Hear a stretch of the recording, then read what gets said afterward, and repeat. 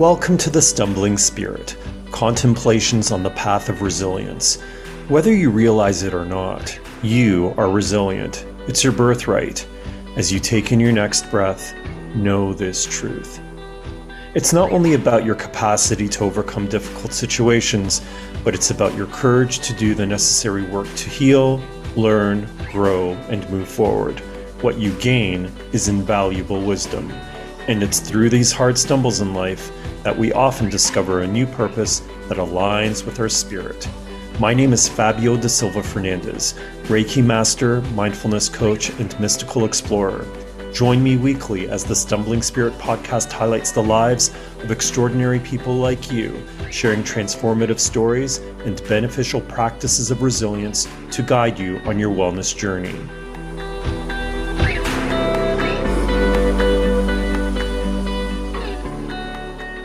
Arguably one of the greatest scientific minds who ever lived, Albert Einstein once said, "I have no special talents. I'm only passionately curious." And iconic musician David Bowie once linked his drive to write songs to his, quote, malevolent curiosity. This inquisitive quality seems to not only spark new ideas and insights, but also inspire creativity and growth.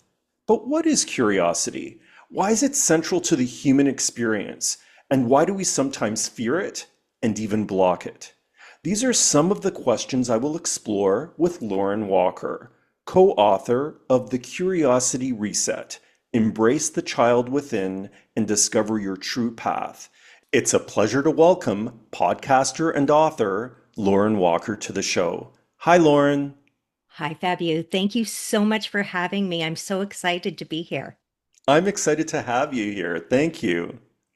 So I just want to start off by saying that this book was co-written by yourself and Heather Harris, and the both of you co-host a podcast called At Home and Abroad, which is a show all about exploring curiosity, the curiosities of life. In your view, what is curiosity? Well, curiosity in a nutshell is the strong desire to know and learn something. I know that there's a lot of different definitions out there, but that's it in its simplest form. I know sometimes we'll see in a definition it's about being curious about the world, but I think that in itself is a bit misleading because it leaves out the fact that we can often, and we should be, more curious about ourselves. So you say that curiosity is less about curiosity about the world around us, but really what's going on within ourselves. So can you explore that a little bit more with us? Sure, absolutely. I don't think it's one or the other. I think it's both. And I think that they can both support each other as well. I think that a lot of people are a little afraid to explore the world, and they're really afraid about exploring themselves as well. I think that we find out a lot about ourselves by going out into the world, and sometimes that can be a bit scary, not really knowing where to start as well. But often we find out more about the world when we dig into ourselves a little deeper as well. We find out the things that we're interested in, and it gives us direction. And that is the whole purpose of your book. And I want to sort of examine specific Mhm. sections of your book, which I find really intriguing. And I like how you designed the book as well, how you and Heather designed the book, because it feels more like a workbook with the Right. various chapters and the exercises at the end of each chapter. What inspired the book? Oh, well, that's a really good question. I think it was a long time coming.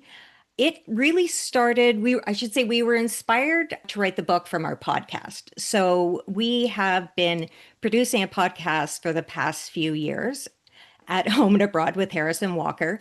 We didn't have any experience with podcasting. We were very curious about it.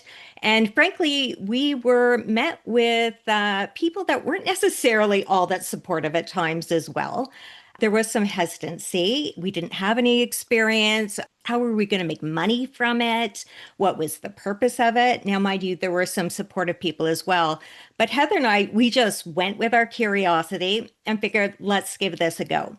And then as we sort of got into producing this podcast, we realized, and I don't know if we realized this right away, that we were going with our curiosity, feeding into our curiosity with each week that we chose a topic. I mean, sometimes the topics were timely, but generally, if we were interested in a topic, we thought other people might be interested in as well.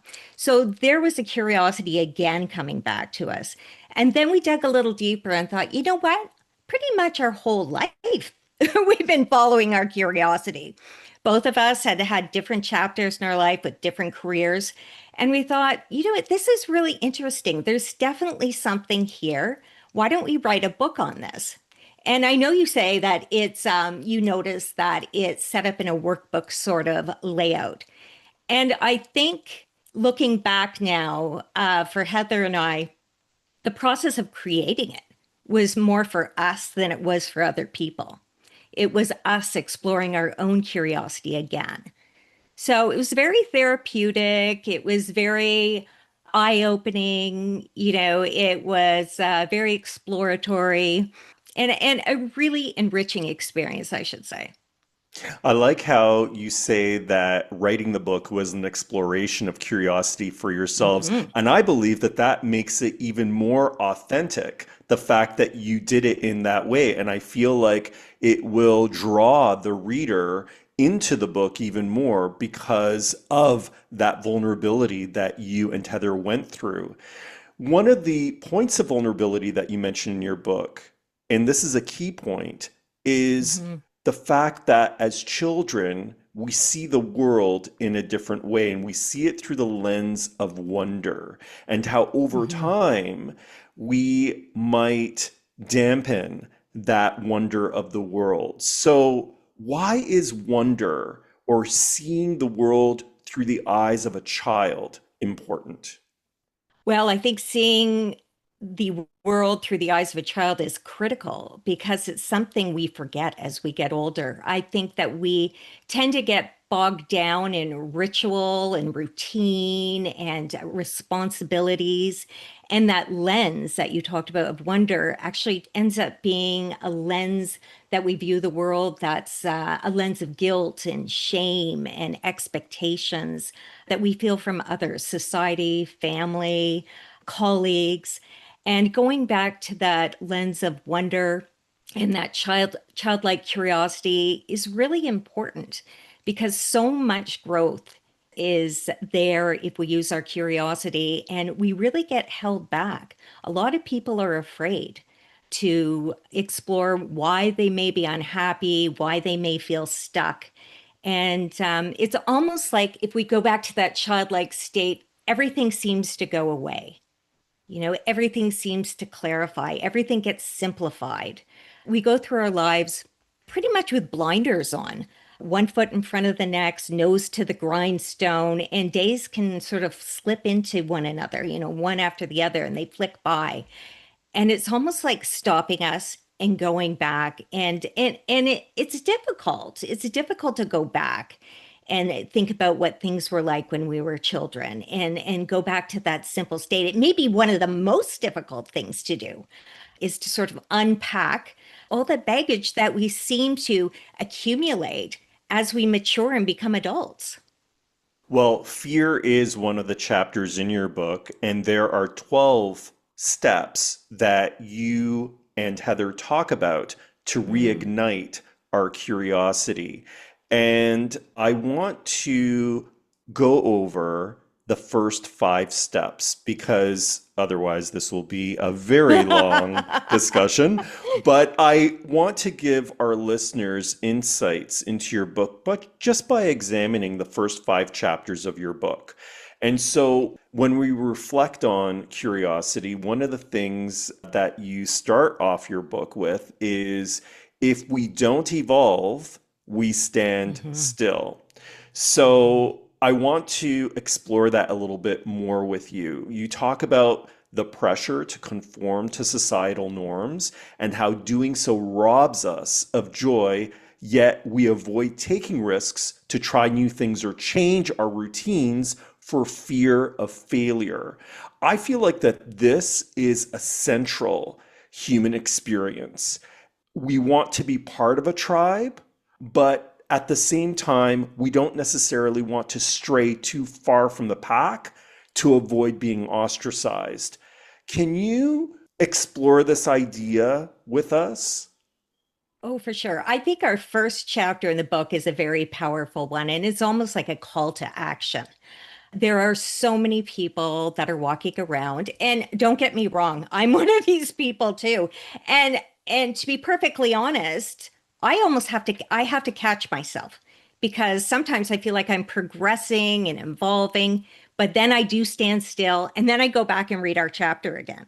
So it's almost like this call to action to decide, to look at yourself if you're feeling stuck, if you feel like something's missing, like let's really sit down and take the time and think about it. Let's look at your moods. Let's look at your feelings. Let's look at your energy. And then you have to think about why you aren't evolving, why you aren't changing, what you are scared of. There's that old expression, the devil you do know is better than the devil you don't, right? Like it's so scary, the unknown, and people are so afraid of risk. They fear failure. They feel that they potentially fear, like you said, maybe being ostracized. What are my parents going to think? What are my colleagues going to think? And also, they risk potentially, if it's regarding a career, they think that they're risking the potential of losing their income, which is really scary, especially in, uncertain times. Like, how am I going to eat? I can't take this risk, right? To make a change of career. And I'm just using the change of career as an example. It could be any change in your life. But there are a lot of people who are suffering burnout and they won't make changes still. There are people that are potentially risking cardiovascular disease, as we mentioned in the book, diabetes, sleep disorders. And yet, the World Health Organization says that burnout is very fundamentally connected to our workplace. And 93% of US workers, the labor force, are unhappy or dissatisfied. And yet people continue. So the call to action in the first chapter is really to think about what are you feeling? Stand still, think about it, take the time to think about it, think about why you aren't potentially going to take the risk to make a change. And even, the risk, there may not be much risk at all. You may be building it up to be something that it isn't, but the change itself. And are you willing to change to seek growth and potentially seek a dream that's more in line with your own values? I'm really glad that you mentioned burnout because I feel like there's a direct link between burnout and capacity.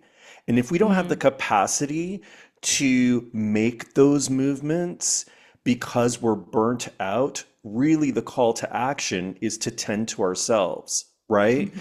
And I really like the fact that you asked that question in the exercise at the end of chapter one directly. Are you dealing with burnout?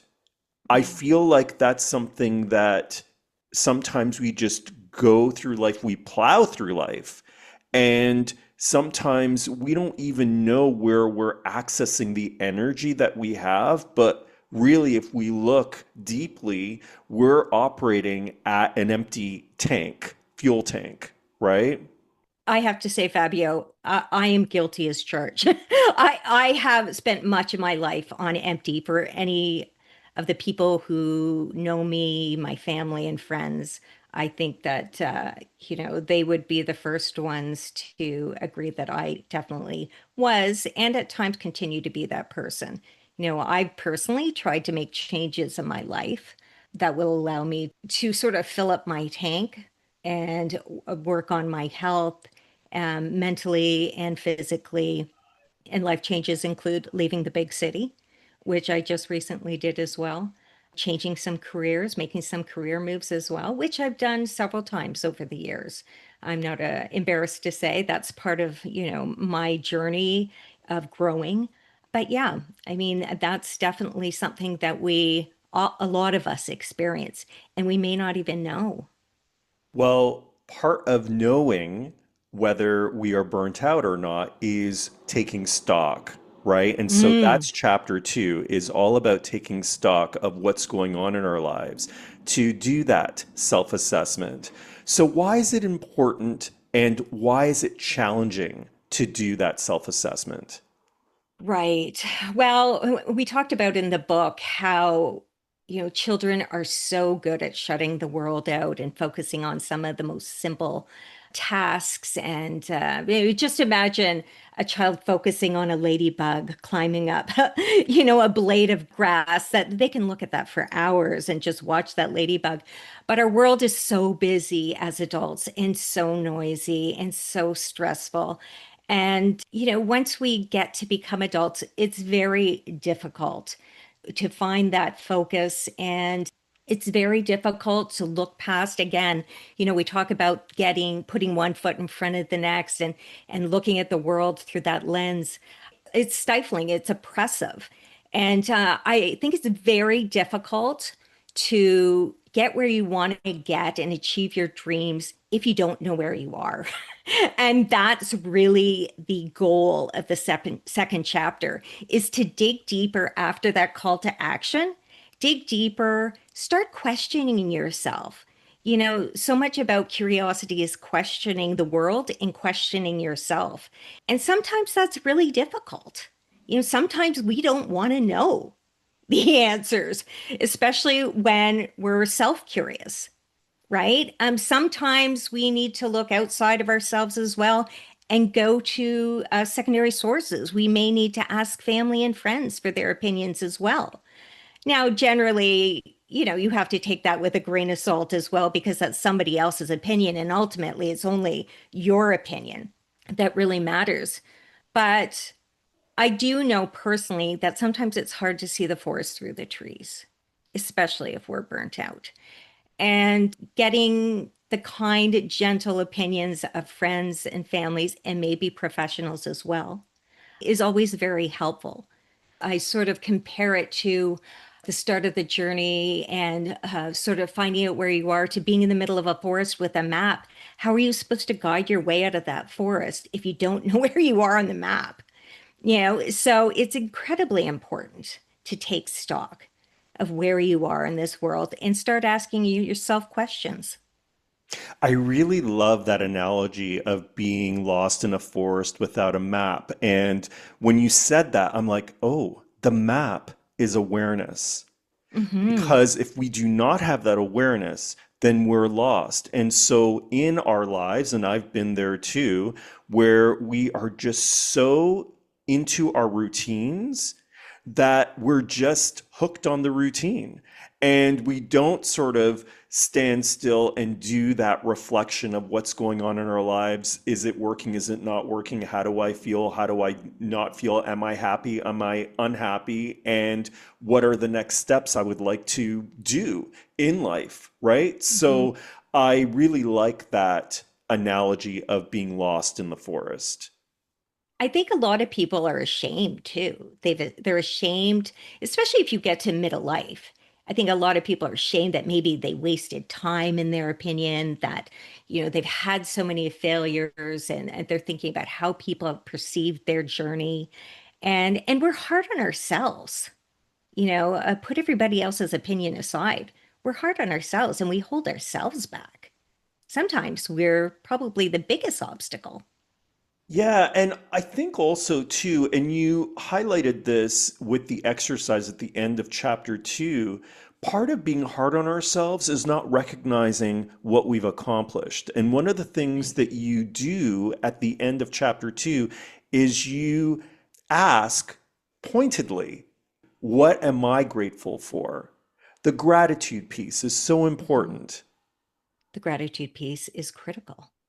I think because we're so hard on ourselves, I think we really need to take the time to focus on the positive in the process as well. And it's so easy for our mind to go back and focus on all the things that went wrong without focusing on the positive and what we're grateful for and what's good in our life, right? Like we always need to be replaying that in ourselves.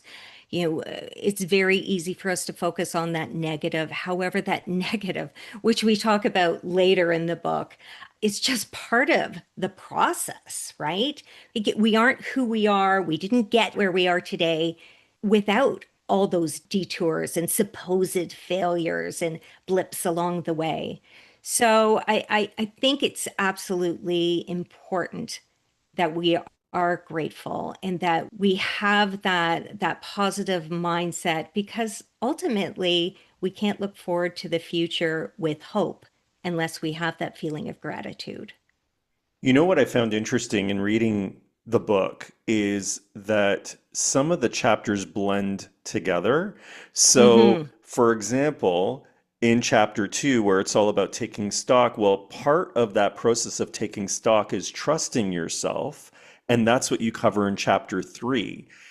Right, And not only trusting ourselves, but also trusting others as well. So, right. why is trust important?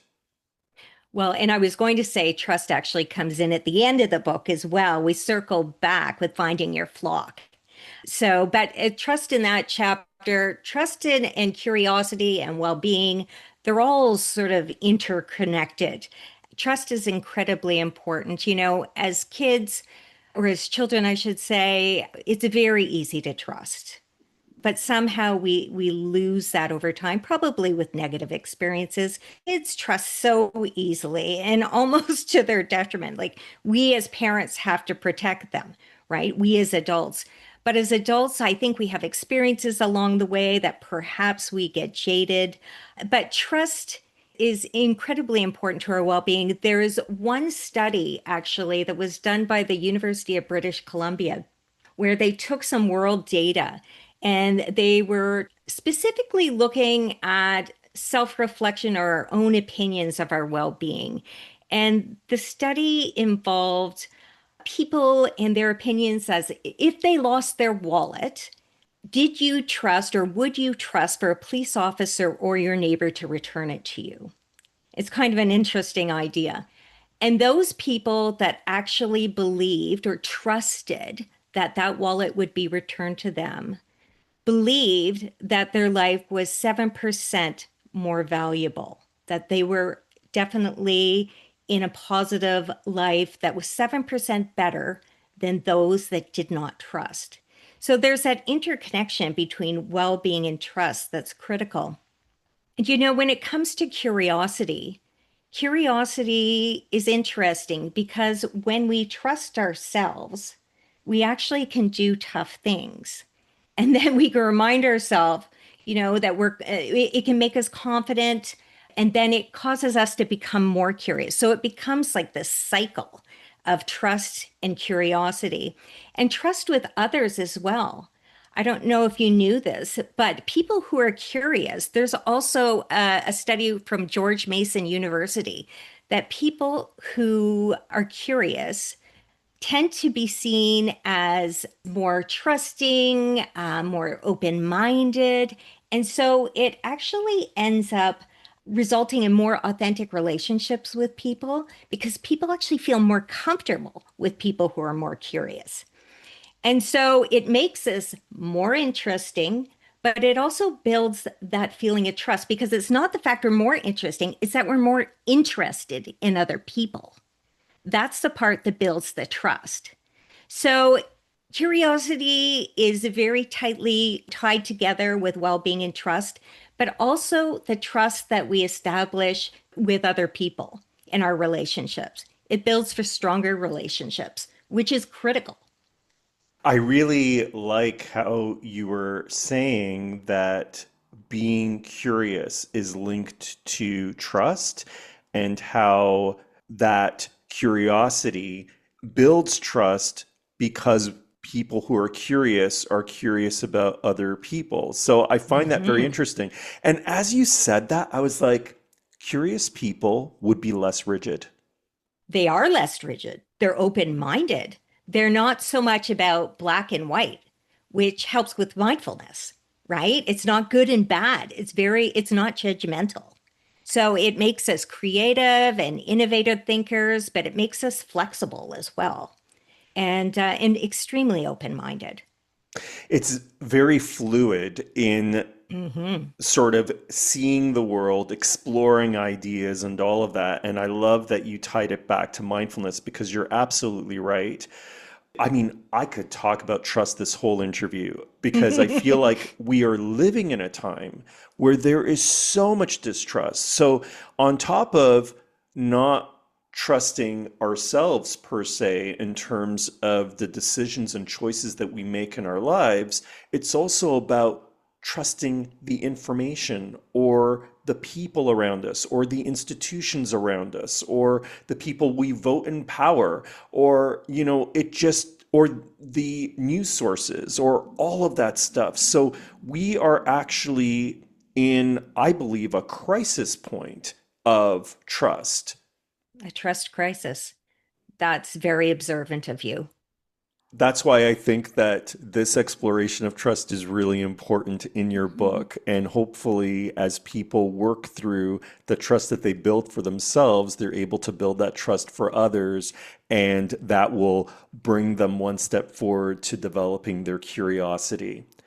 Another piece to this puzzle, it's a major piece, and I mentioned it in my introduction, is fear, and how fear can be a block to us developing that curiosity, but also experiencing growth in our lives. So I wanted to discuss that with you. What can you share about the importance of overcoming our fears?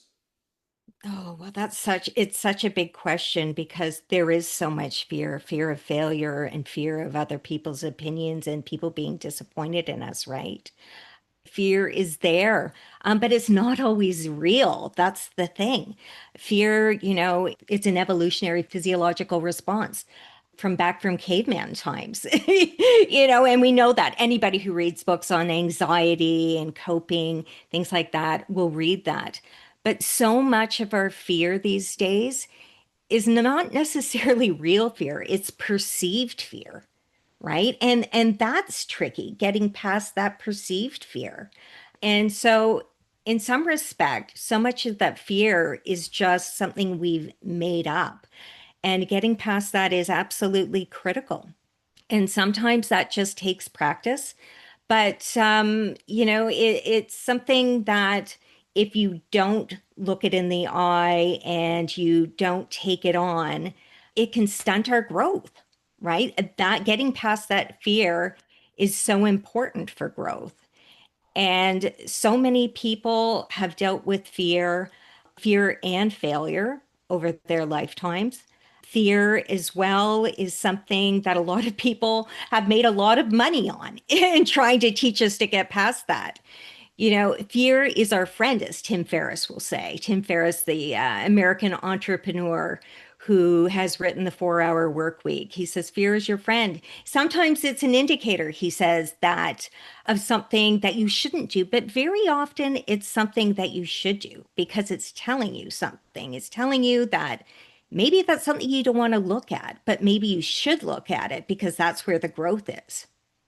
Yeah, I mean, it's such a wild topic because, sometimes fear can be absolutely debilitating, right? Hmm. And sometimes it's just the casual fears of life, right? Like Hmm. maybe it's just the fear of having a conference call with a client that, you've been preparing for, a major presentation or whatever. But then, there's also a fear of taking a risk of making yourself vulnerable. Let's say if you want to perform on stage, maybe sing or do an open mic comedy night or whatever, so there are different Or kinds of go on a fears podcast. or go on a podcast, right? So there are different fears, and I feel like that's an important piece too, because there might be people in situations where there's a clinical reason as to why they are really fearful, right? And then there are other situations where it's sort of like, okay, these are fears that we have perhaps fabricated in our lives that prevent us from moving forward or trying things out or evolving. Oh, for sure. There definitely are clinical fears, and this is definitely not to diminish them, right? But there definitely are fears. We pick up on the fears and the risk tolerance of our caregivers. Here's a perfect example. My grandmother was a huge worrier. My mother was a huge worrier. I am a huge worrier. I try not to pass that. I tried not to pass that down to my children. I've been very conscious of that, but probably I have. Like, let's be honest, I probably have passed some of that down as well, right? So there's a lot of that involved too, that cyclical fear that if we don't start questioning fear and trying to take control of fear, it can definitely hold us back. I know in the book we mention Tim Ferriss's very important exercise on fear setting, which is identifying what you're afraid of and then outlining, what are all the things that can go wrong and what would I do if I was going to deal with this situation, and looking at it and feeling comfortable, am I okay with all those things? Can I survive, before you take that risk? And then looking at all the positive things, right, that can come from it. This is a really important exercise because it really gives us control. It takes back control from a situation where you often feel like you have no control.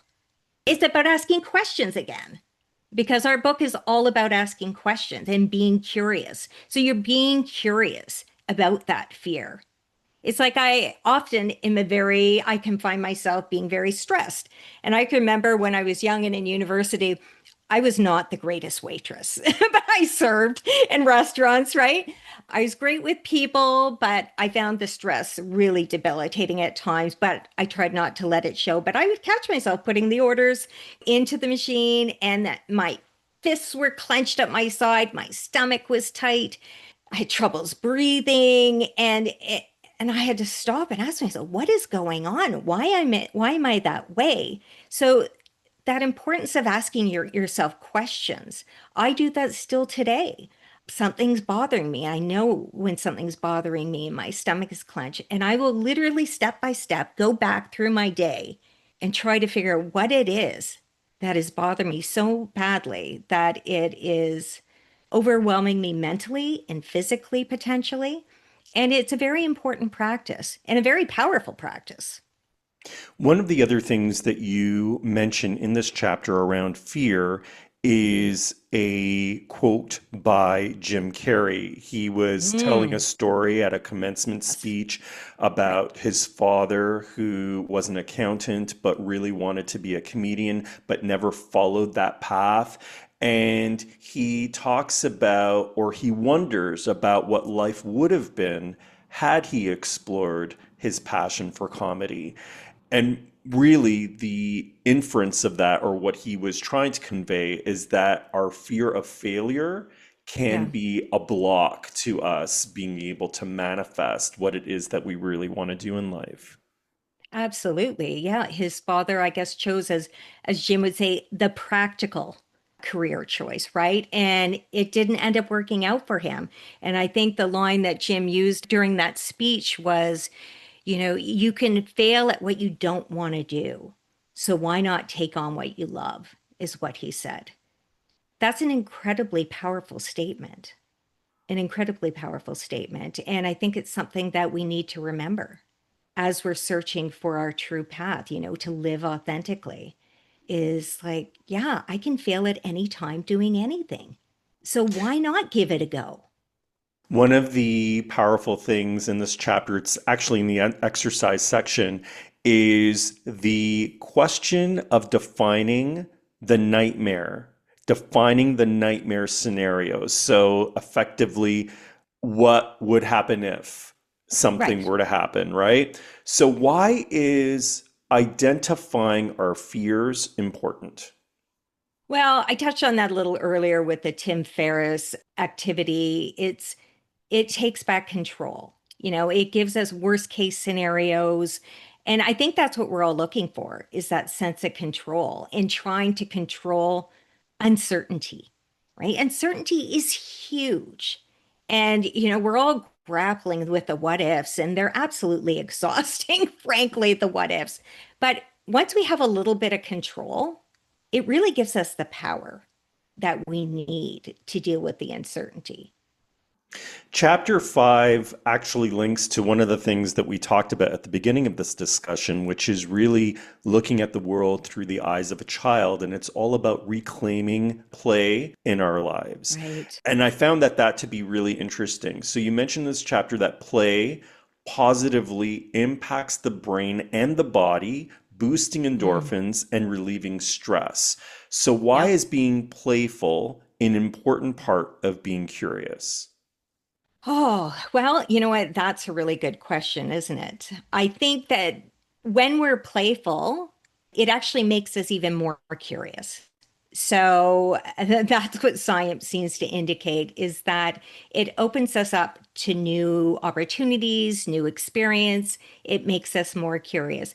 But when we play as well, I mean, it makes us more creative. It makes us more innovative. It completely changes the way that we're thinking. It changes our mood, it relaxes us. So that all sets us up very nicely for having a very curious mind. It sort of breaks down those barriers that we need to just be more curious. I mentioned that there are 12 steps within this book of reigniting curiosity in our lives. And unfortunately, we're not going to go through all of those steps. This is basically the hook for our listeners to purchase your book. But I did want to highlight something that you mentioned towards the end of your book, and it's where you and Heather reflect on your mistakes, your failures, and missteps, and you say that Mhm. they were stepping stones along your journey. How can you Yeah. relate this back to curiosity? Well, curiosity is about exploring, and not all exploring leads to the positive outcome that we always want. But without exploring and without curiosity, we don't establish the chance to get there. So I think in my personal history, I've certainly taken a lot of twists and turns. I actually see myself, and I've thought about this quite often, that I'm a little droplet of rain or water that sort of, you see the pictures or videos of it sort of going through the cracks in a mountain and winding its way down.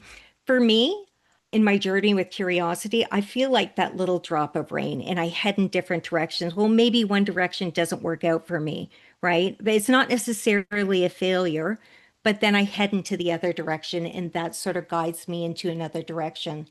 So looking back, I've had a lot of that movement over my lifetime, and I think we all do. We have all these failures, we have all these change of directions. We may have huge successes, we may have some that aren't. But looking back, I think that if we don't look back, we may not know where to head with our curiosity. And we don't know where we've gone necessarily or where we've come from. And I think curiosity and also reflection are very tightly bound. There is almost a symbiotic relationship. One needs the other. Like, how are you going to explore and get more curious if you don't look back at where you've come from? So that self-reflection is critical as well. I think the other thing when I reflect on this in my life is I feel like Mm. it builds my confidence. I think that when we Hmm. take risks, when we are curious, when we make mistakes, when we push forward, when we cultivate that resilience, we build our capacity of confidence. I'm not talking about cockiness. I'm talking about real confidence to be able to say, do you know what? I trust in my personal power to make decisions. I trust in my creativity. I trust in my ability to live my life without being debilitated by fear. Hmm. To cope when it doesn't work out necessarily the way we planned. Absolutely. One of the questions I mentioned in the introduction that we Hmm. didn't answer, but I'm going to ask you right now, is Okay. why is curiosity central to the human experience? Well, we know that we're born with curiosity. So it's an intrinsic human trait. It's probably as important as eating and breathing. That's what scientists think. Some of us are more curious than others. Scientists don't really know why that is. But I can tell you there was an interesting study that scientists do know that babies who are very curious end up being very curious toddlers. And so they're just starting this research in terms of whether curious people continue to be curious. They may have been curious as infants, but will they be curious as adults? And so my point is that it's an intrinsic part of who we are. And curiosity not only broadens our knowledge, but it makes us interesting people. It makes us interested in other people. It makes us more flexible to accept ideas that maybe, we weren't brought up with. It makes us more empathetic, which strengthens our relationships with other people. And we all know how important that is. We just need to look at the Harvard happiness study that, studied 2,000 people over many decades. And what they found out was the most important thing that contributed to our happiness and our longevity was really the strength of our relationships with our family and friends. And so that trust that we build with curiosity and being curious people as well. Frankly, people like to talk to interesting people. I know myself, I've had a fabulous experience once when I was at a party and the time just flew and I wondered, why did I have such a great time? It's because the person I was talking to was asking me about myself all night long. And I had never experienced that in my life.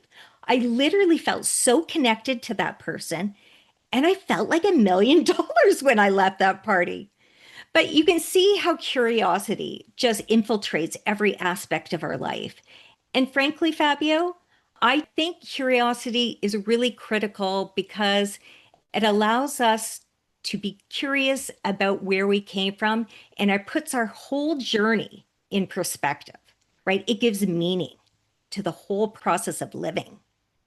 I really like how you said that it gives meaning to the process of living. That's really powerful. What does resilience mean to you? Off the cuff, I would say resilience. I would say that resilience is about bouncing back, but I don't think it's all about bouncing back. Sometimes it's just coping.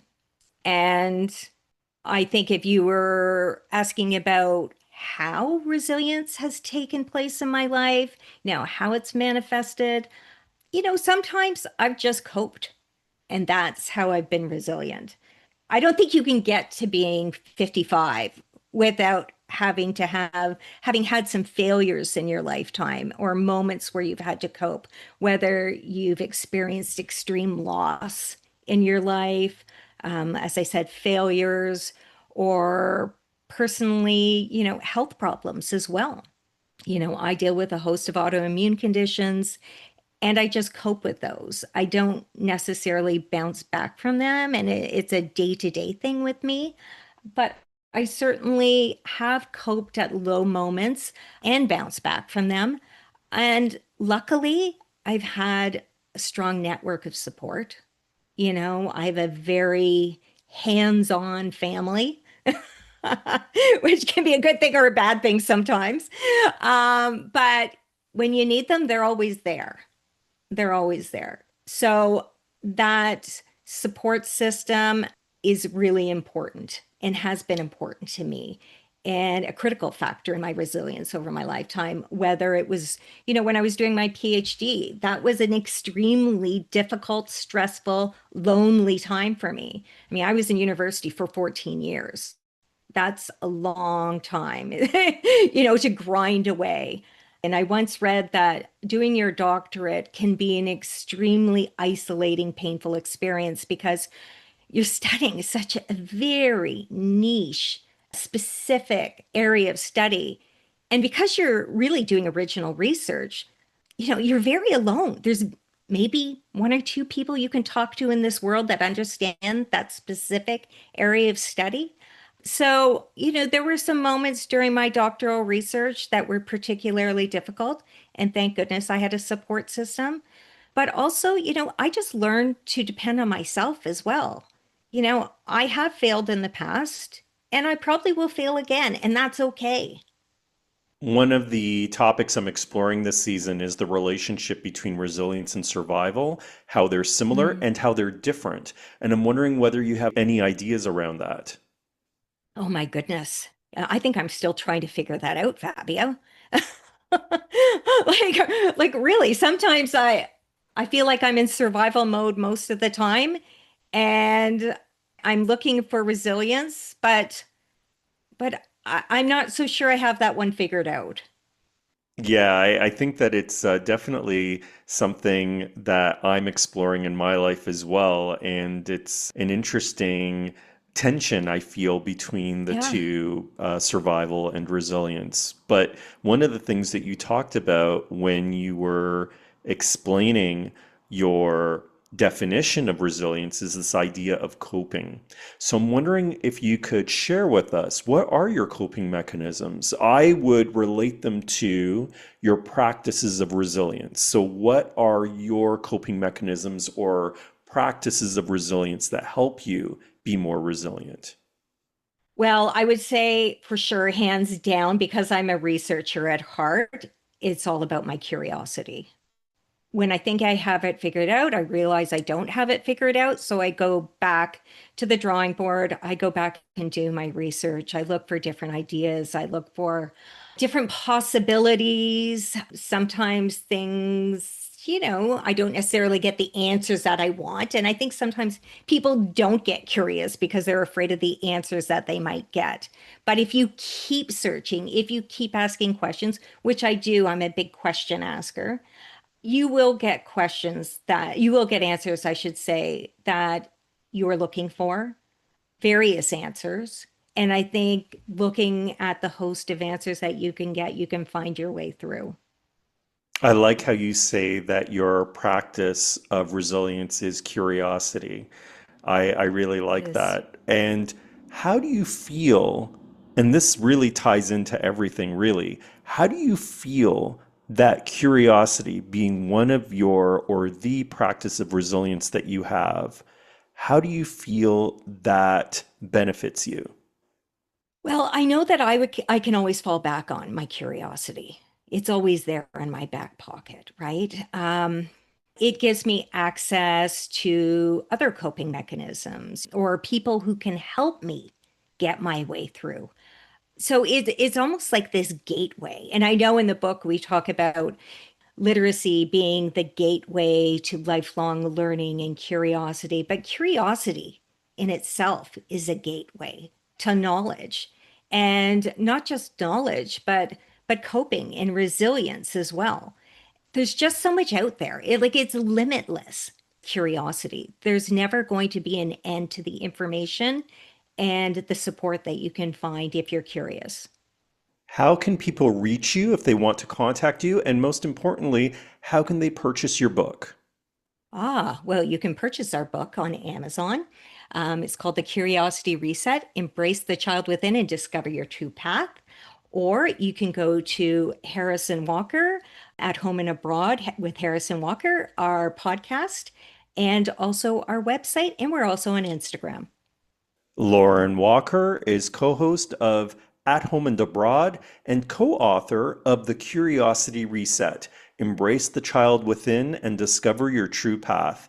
Thank you so much, Lauren, for coming on the show. I really appreciate your insights and wisdom and really expanding our knowledge about what curiosity is all about. And I want to extend my thanks and gratitude to both you and Heather Harris for making this book happen.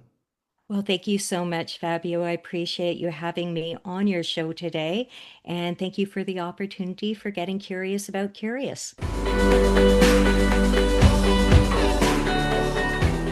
Thank you for listening to The Stumbling Spirit, Contemplations on the Path of Resilience. This is Fabio da Silva Fernandez. Join me again next week for another episode of transformative stories and beneficial practices to guide you on your wellness journey. If you wish, you can follow and DM me on Instagram at The Stumbling Spirit. Until next time, take a deep breath and another step forward on your path of resilience.